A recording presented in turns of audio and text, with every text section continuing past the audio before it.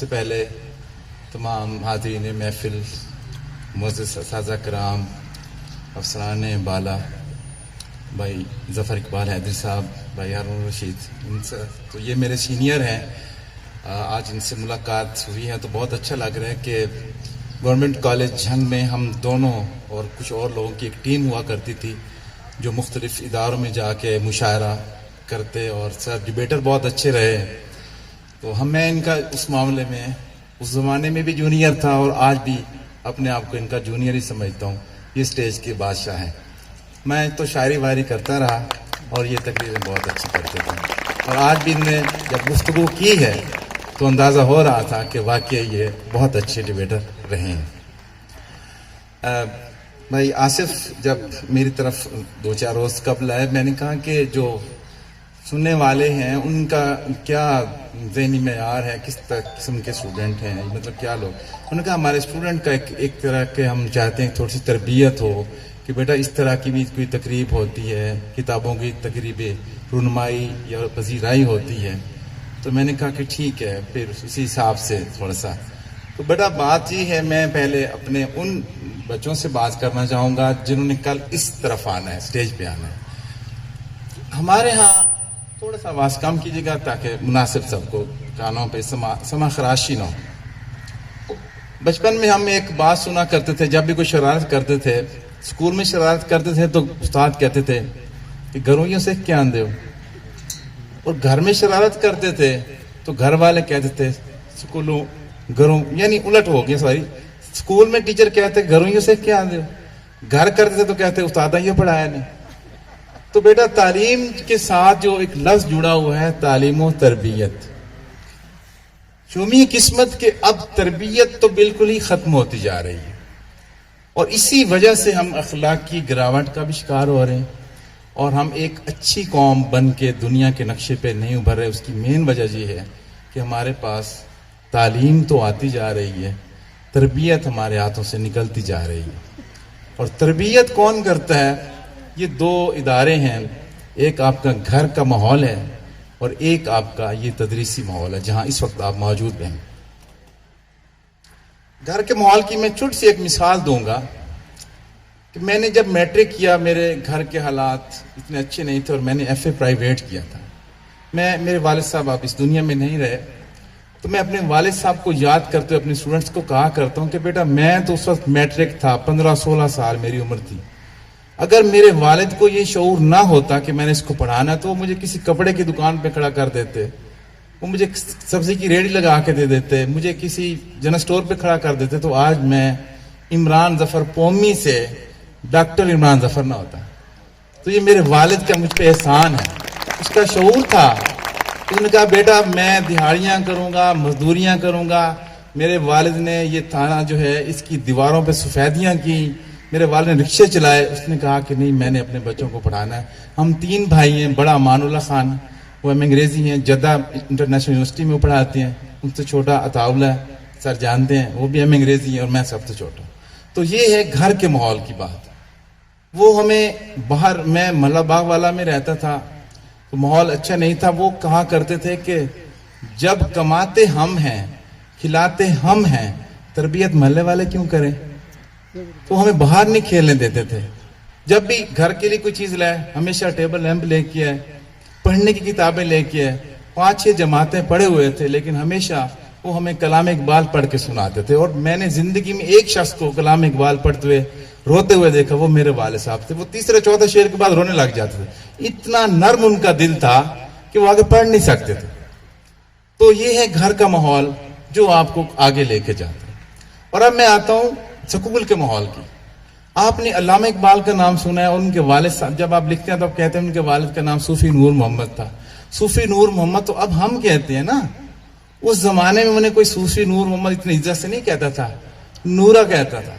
نورا کام کیا کرتا تھا؟ خواتین کے برقعوں کی ٹوپیاں بناتے تھے. اور صوفی نور محمد صاحب کے پاس بھی پیسے ویسے اتنے نہیں تھے.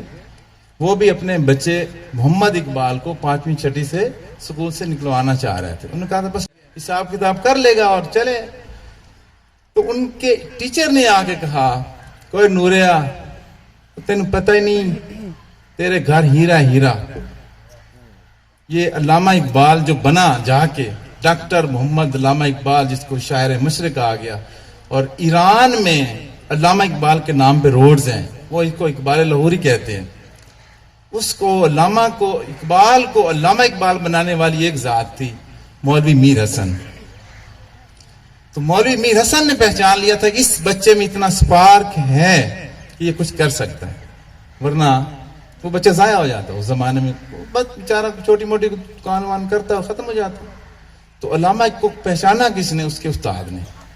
یہ دو چیزیں میں آپ سے اس لیے عرض کر رہا ہوں کہ یہ دو ادارے ہیں، ایک آپ کا گھر اور پھر دوسرا آپ کا ادارہ جہاں سے آپ کے اساتذہ آپ کو نکھارتے ہیں، آپ کی شخصیت کو میں اجالا کرتے ہیں. یہاں جب ایک بچہ نعت پڑھ رہا تھا تو اور بچے نے تلاوت کی، مجھے بہت اچھا لگا اور مجھے ایک واقعہ یاد آیا. 1900 تقریباً کوئی 16 17 یا 18 19 کی بات ہے. علامہ اقبال سیال کوٹ میں گئے، ایک بچے کو سٹیج پہ بلایا گیا اور وہ اتنا چھوٹا تھا کہ جیسے سٹول رکھ کے اس کو کہا کہ بیٹا آپ نے تلاوت کرنی ہے. اس بچے نے تلاوت کی، 4 سپارے وہ بچہ حفظ کر سکا. بعد میں اس کی آنکھیں دکھنے لگیں اور وہ چھوڑ گیا، پڑھتا رہا.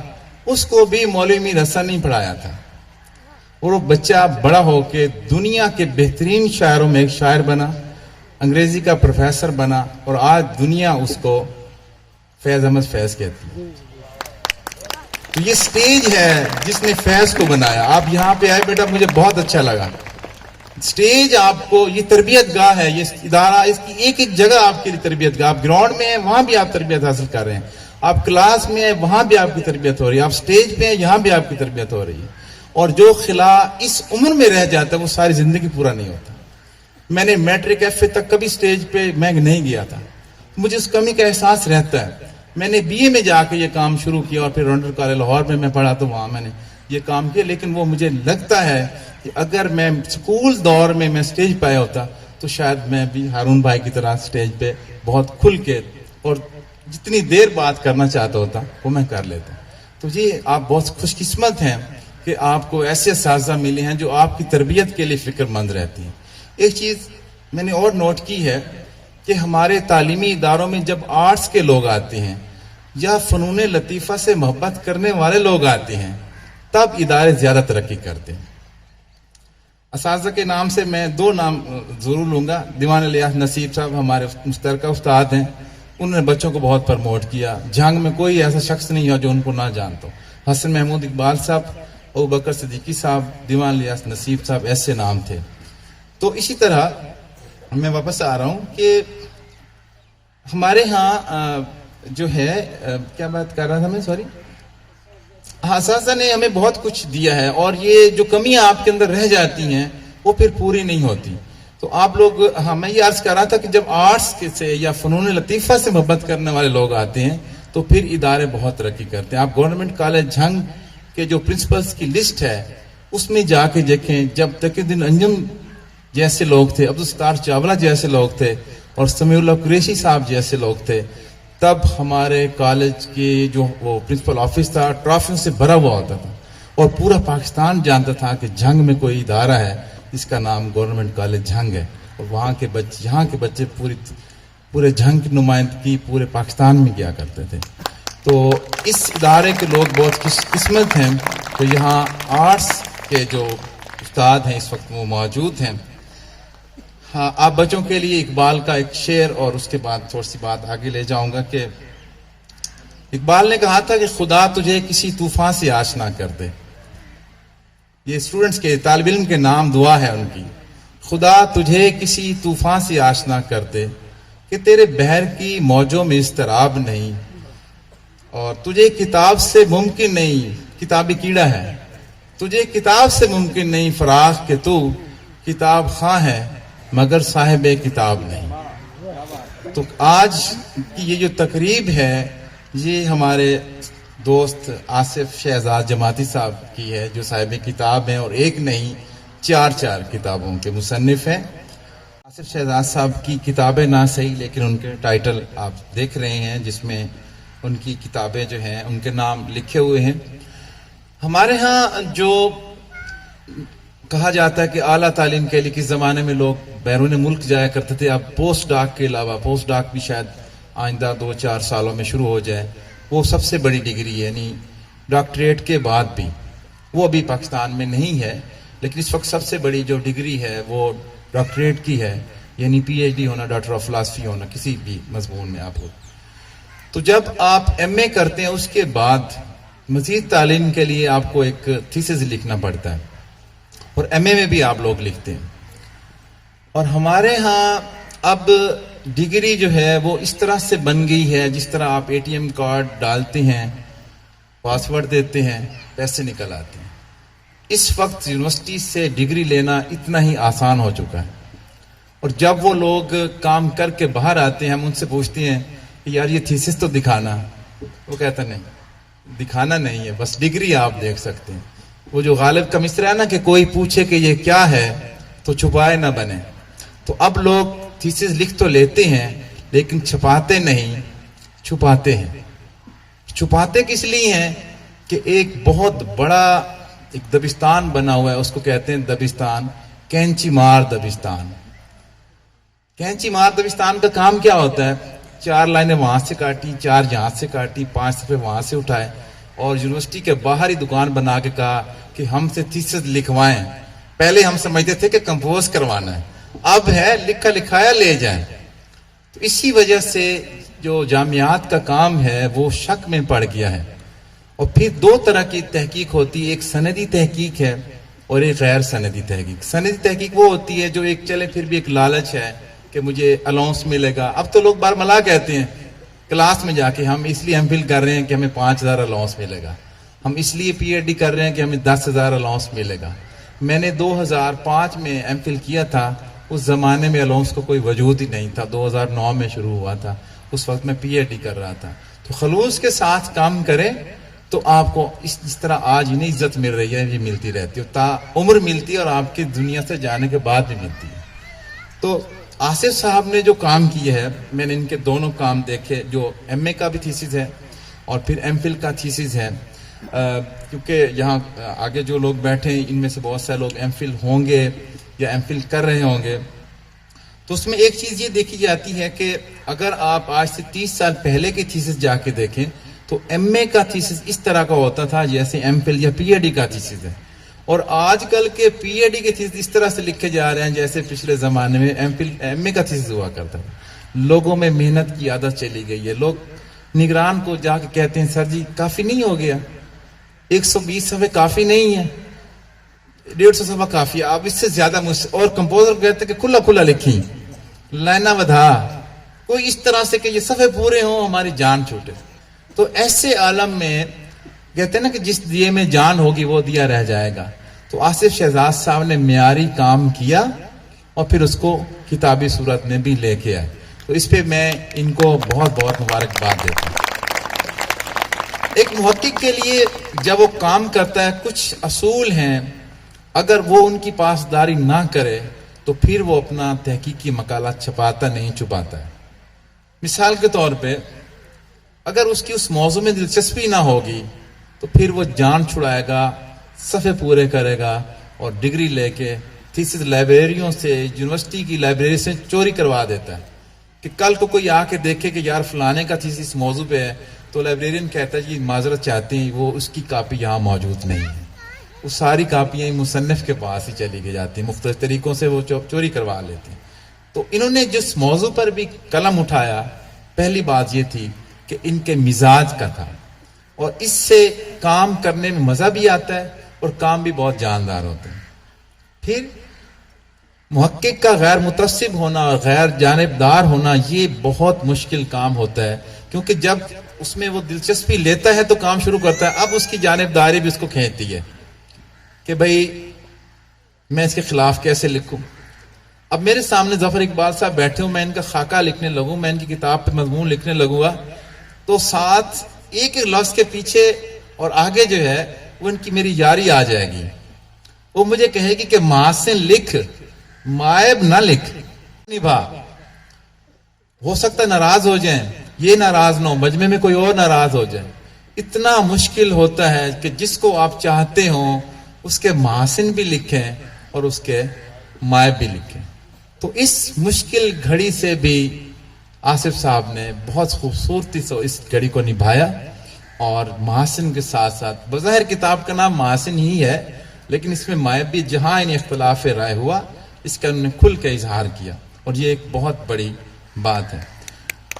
آخری بات کر کے میں آپ لوگ سے جاننا چاہوں گا کہ پٹرول بہت مہنگا ہے, اور وہ یہ ہے کہ محقق کا جذباتی ہونا یہ اس کی تحقیق کا بیڑا غرق کر دیتا ہے.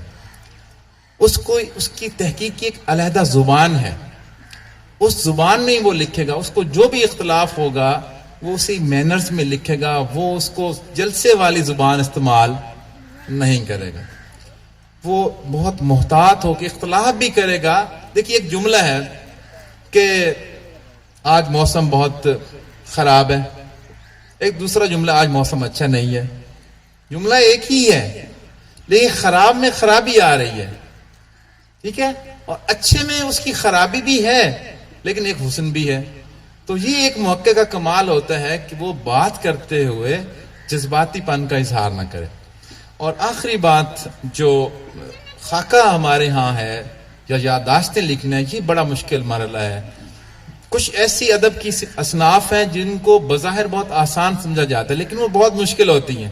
مثلا نعت ہے, جیسے صاحب فرما رہے تھے کہ یہ کرم نوازی ہوتی ہے, نعت لکھی نہیں جاتی لکھوائی جاتی ہے. نعت کوئی مائی کا لا نہیں لکھ سکتا کہ میں قلم اٹھا کے بیٹھ جاؤں, ساری رات بیٹھ رہا ہوں, میں نعت کا ایک شعر نہیں لکھ سکتا. غزلیں میں لکھ لیتا ہوں لیکن مجھ سے کبھی نعت نہیں لکھی گئی. جب تک میرے آقا کی طرف سے مجھے اذن نہیں ملے گا میں نعت نہیں لکھ سکتا. تو نعت لکھتے ہوئے بہت محتاط رہنا پڑتا ہے کہ نعت کہیں شرک کی طرف نہ چلی جائے. نعت میں بہت احتیاط کی ضرورت ہے. خاکہ لکھتے ہوئے بہت احتیاط کرنی پڑتی ہے. خاکہ میں آپ جس کی تصویر کشی کر رہے ہیں, کیا آپ اس کو اتنا فرشتہ بنا رہے ہیں کہ وہ بشریت سے بھی باہر چلا جائے؟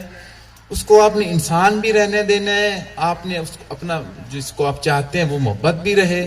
تو ایک استاد کے حوالے سے لکھتے ہوئے بہت مشکل کام ہوتا ہے جس سے آپ نے سیکھا ہو. تو اس مشکل کڑی کو بھی انہوں نے بہت خوبصورت نبھایا اور اس کا عنوان بھی رکھا مجسمہ وفا. تو اساتذہ کی جوتیوں کے صدقے ہم لوگ آج یہاں پہ پہنچے ہیں. اپنے استاد کا خاکہ لکھنا, اس کی یادیں اکٹھا کرنا ایک بڑا جذباتی عمل ہوتا ہے. تو آصف صاحب اس عمل سے بھی گزرے ہیں اور خوبصورتی سے گزرے ہیں. آصف صاحب اور میرا ایک یہ بھی تعلق ہے کہ ہم دونوں ایک ہی استاد کے شاگرد ہیں. یعنی جب میں جس یونیورسٹی فیصل آباد میں پی ایچ ڈی کا اسکالر تھا تب یہ وہاں پہ غالباً ایم اے کر رہے تھے. بہت مؤدب, اور جنگ والوں کی بہت ساری چیزیں پہچان ہوں گی. ایک چیز یہ ہے کہ یہ اپنے استاد کے بہت مؤدب ہوتے ہیں. فیصل آباد کے اساتذہ ہمیں کہتے تھے کہ یار ہمارے بچے جو ہم سے 4 سال سے پڑھ چکے ہیں وہ ہمارا اتنا ادب نہیں کرتے جتنا آپ دوسرے دن سے ہی کرنا شروع کر دیتے ہیں. میں پی ایچ ڈی اسکالر تھا لیکن میں اپنے اساتذہ کی کرسیاں اٹھاتا تھا اور میں کہتا تھا کہ نہیں سر یہ ہم تو کچھ بھی نہیں ہیں. انہیں بھی میں نے وہاں پہ بہت مؤدب دیکھا ہے. اور اب بانصیب, الحمدللہ ہم بہت بانصیب ہیں کہ ہمیں اللہ نے اس پیشے سے منسلک کر دی ہے جس کو پیشہ پیغمبری کہا گیا. آپ سب لوگوں کی سماعتوں کا ذکر شکریہ ادا کرتا ہوں. آصف صاحب کو مبارکباد بھی پیش کرتا ہوں. ہمارے ایک دوست جن کی ابھی پروموشن ہوئی ہے, قاضی حسنین صاحب یہاں موجود ہے, میں ذرا ان کو دیکھنا چاہوں گا. بیٹھیں سر, آپ کو بہت بہت مبارک ہو. میری بھی ترقی ہوئی ہے, میں 19ویں سے 20ویں میں اب جا رہا ہوں. تو اللہ تعالی ہم دونوں کو چشم بد جو ہے نا اس سے محفوظ رکھ کے. بہت شکریہ آپ.